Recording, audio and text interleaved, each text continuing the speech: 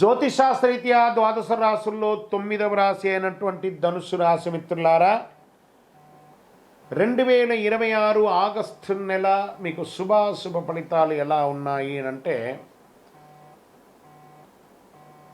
శుక్రకుజుడి సంచారం, గురు అనుకూల ప్రభావం, సూర్య బుధుడు శుక్రుడు కుజుని సంచారం వల్ల ఆర్థిక వ్యవహారం అన్నీ కూడా ఉంటుంది.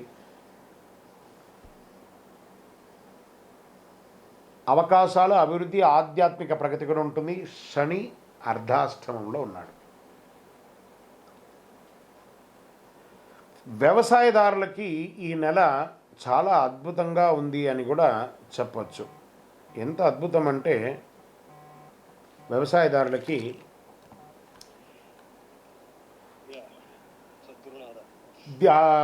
ధాన్య పంటలు, పప్పు ధాన్యాలు, ఉద్యాన పంటలు సాగు చేసేవారికి అనుకూలమైనటువంటి సమయం. ప్రభుత్వ పథకాల ద్వారా ప్రయోజనం పొందే అవకాశాలు వ్యవసాయదారులకి ఉంది.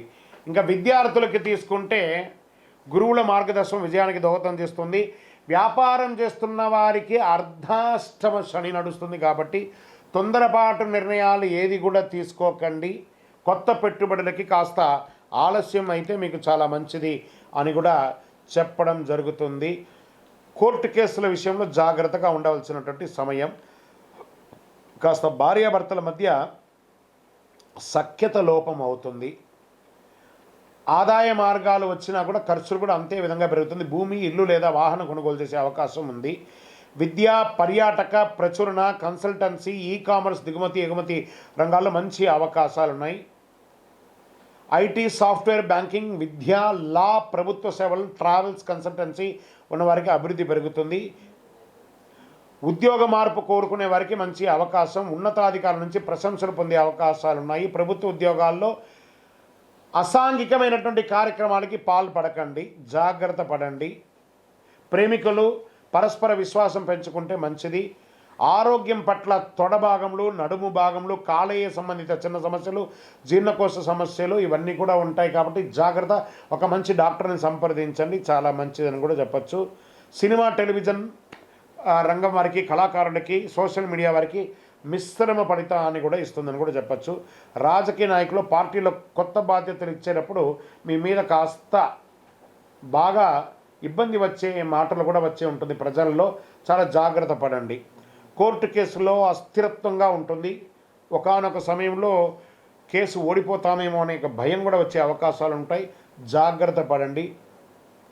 తొందరపడి పెద్ద నిర్ణయాలు తీసుకోవద్దు. అనవసరపు వాగ్దానాలు చేయొద్దు.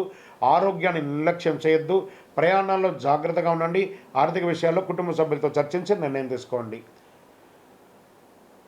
ప్రతి బుధవారం శ్రీ దక్షిణామూర్తికి ప్రార్థన చేయండి. గురువారం అంతా కూడాను సత్యనారాయణ స్వామి వ్రతం వీలుంటే చేయండి. ఓం శ్రీ బృహస్పతే నమః అని చెప్పి ప్రార్థన చేయండి. శనగలు, పసుపు దానం ఇవ్వండి. పసుపు వస్త్రాలు దానం ఇవ్వండి. ధార్మిక గ్రంథాలు దానం ఇవ్వండి. అన్నదానం చేయండి. దేవాలయాల్లో దీపం వెలిగించడానికి నూనె ఇవ్వండి. పసుపు మరియు బంగారు రంగు కలిసి వస్తుంది. అదృష్ట సంఖ్య 3 మరియు 8. గురువారం, ఆదివారం ఇదంతా కూడా మీకు కలిసి వస్తుంది. ఇంకను మీ యొక్క వయస్సు ఎంత ఉందో అన్ని దీపాలను మీ పరిసర ప్రాంతాల్లో ఉన్నటువంటి ఏదో ఒక దేవాలయంలో దీపం వెలిగించండి. అతి శక్తివంతమైనటువంటి కరుంగాలి మాలను ధరించండి. 48 రోజులు పూజ చేసి సండి సుదర్శన సుబ్రహ్మణ్య భుజంగం చేసి ల్యాబ్ టెస్ట్ చేసి సిద్ధంగా ఉంది. మీ జాతకానికి, కరుంగాలి మాలకి మా నంబర్ని సంప్రదించి మీ వివరాలు పంపండి. మీకు తప్పకుండా అద్భుతంగా ఉంటారు. విజయోస్తు.